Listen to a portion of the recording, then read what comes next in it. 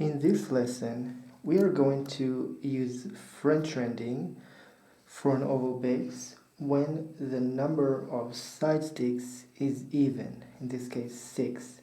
Now we only really have to look at the first section because the second section of the full rand is the same. So let's begin. Before, I worked with these relatively short weavers that were only good for one round, but you can actually do more than one round if you wish, if you have long enough weavers. What's good about this is that you can really use all sorts of leftovers that you have laying around.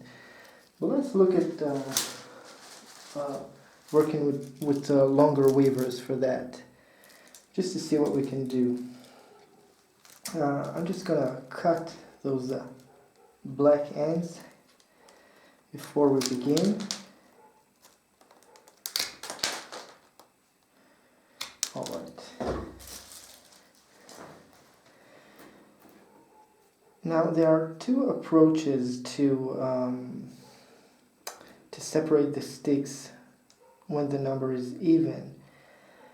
But the first approach is to, I'm actually going to start like this time. The first approach is to not separate the even number into an even number. And the second approach is to use pairing. Now I'm not gonna show how to use pairing because it's pretty obvious. I'm just going to show this first approach of not separating the even number into an even number. So now I just insert the weavers.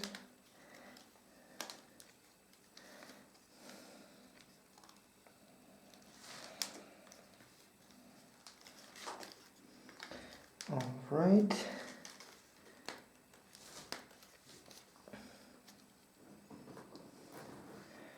Last one for this side.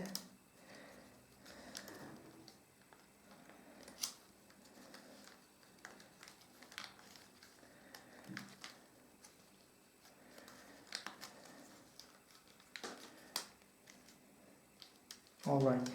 Now if you don't have an even number of weavers in each side, using pairing might be problematic. You can also you can always figure something out, I think. Generally, having an even number is easier, and this means that actually, in order to have an even number of weavers in each side, you have to have an odd number of sticks because you don't use all the sticks. So I think most of the times you will have an even number because most of the times you have an odd number of middle sticks, because we talked about wanting a handle and preparing for a handle by using an odd number of middle sticks. So that was the first for that side. That will be the second, and the second one stays on the bottom. At least I do it like this.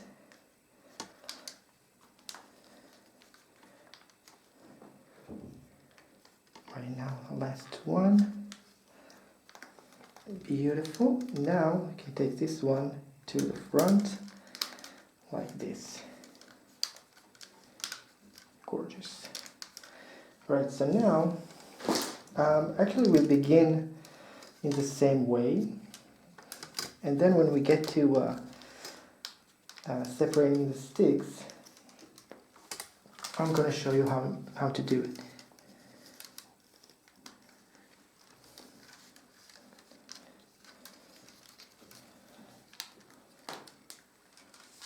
I have to get out of frame from time to time because now I used longer weavers.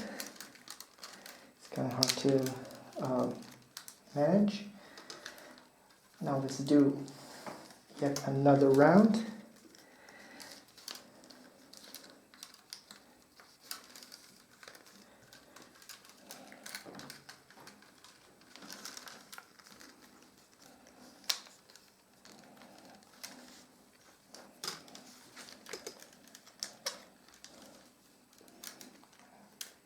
Before I actually move to the other side, I'm just going to progress on this side,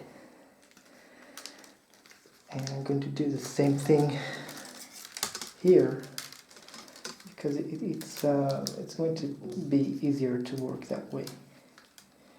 So I'm just progressing towards the right.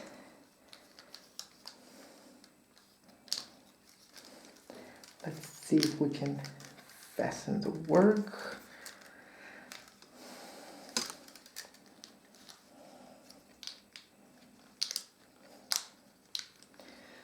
Alright, so now we actually, I didn't finish those initial 2 rounds. And one more. Oops. Beautiful. Now we'll start separating. But since since we have 6 here, we can actually make the initial separation into 3 pairs. So this is actually an odd number, so everything works the same. Now, even though I'm not separating these 2 middle ones at the moment, I like to kink them like this because they are going to get separated later, and it's going to be easier if they are already kinked from the start. So now let's separate into 3 pairs. This will be the first pair in the middle, and another pair.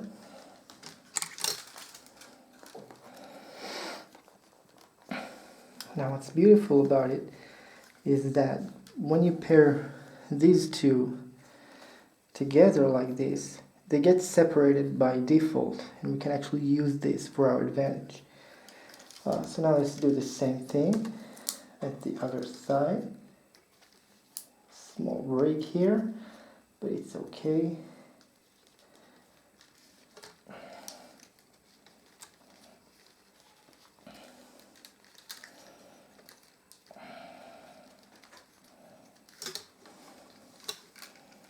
So these 2 are woven together, the first 2 in the middle, and 2 more. Now you can always use pairing to do that if you want, but I just want to show how to do it in randing, because in pairing it's more obvious. The only rule is, I guess, when you get to the last one here, or to the first stick of the middle, that one, you have to choose the correct weaver, but that's really not a problem. You can easily see which weaver is the correct one. Still in pairs. Right. This will be the last one. Weaving in pairs, as you can see, we have 2 rows when weaving in pairs. 2 rows from the front and 2 rows from the back. And now we're going to separate, but as I said, you can't really separate the even number into an even number. You have to separate it into an odd number. So how is this done? Let's do this side first. What we do, we have to leave 2 of our sticks paired together as one. So in fact, we are only going to separate the 6 into 5. And how do we do that? First option is to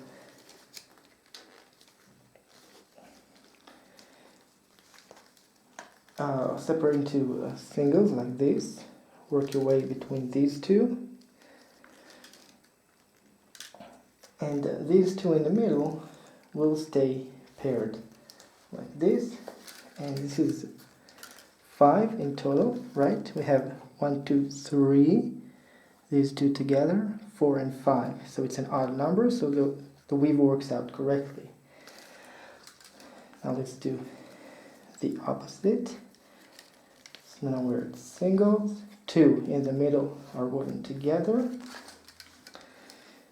And weave works out correctly. Now, at the other side here, I want to show something else.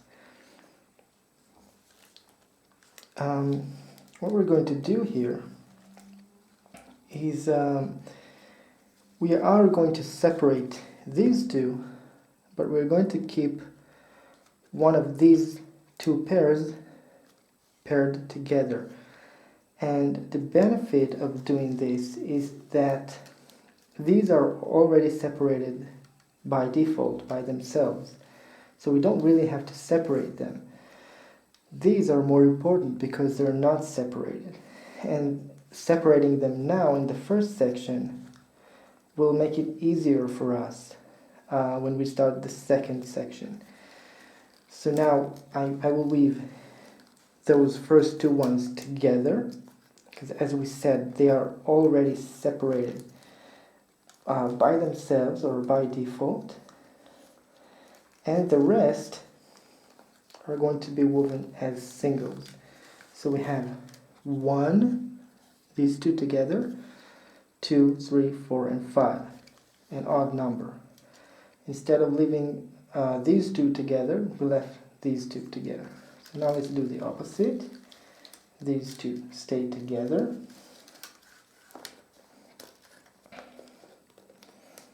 And the rest are separated into singles.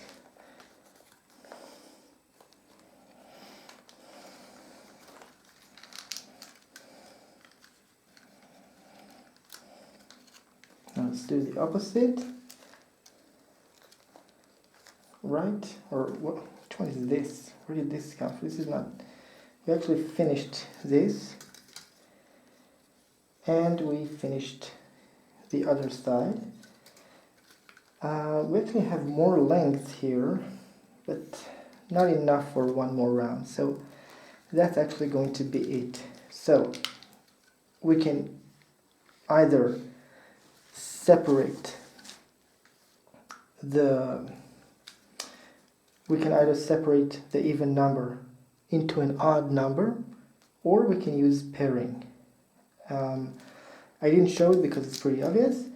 When we use pairing, if we use pairing once, let's say with this pair first, and then I wish to go over the side again with this pair, I'm going to have to use pairing again.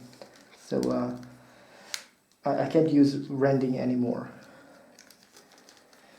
So yeah, so now let's finish these this first section and start the second rend. So we're going to finish in the back. This one finishes here. I finish right where I started, behind this four. This one stays in the front because I don't want it to jump like that, because it's coming from the side. So I'm leaving it at the front. Yeah, so now we're going to trim these ends, and now we can start our second section. I'm not going to show it. I'm just going to say that let me finish trimming first.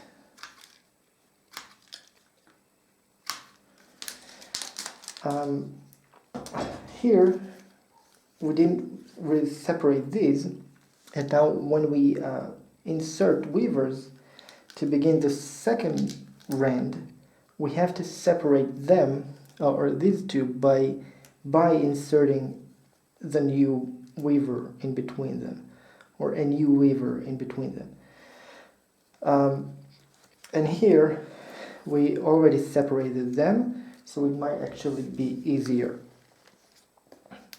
And the downside for doing something like this is that it doesn't look perfect. Here we have 2 and 2 here, and here we have like 3 times woven over this, and here we have 2 times. So it doesn't look perfect, but I think no one can really tell those differences. So this is the end result. This time I decided to lock the weave with a 3-rod wale. It doesn't seem to be causing any twist at the moment, or maybe just a very, very mild twist. So it looks okay. Yeah, that's it. That's our base.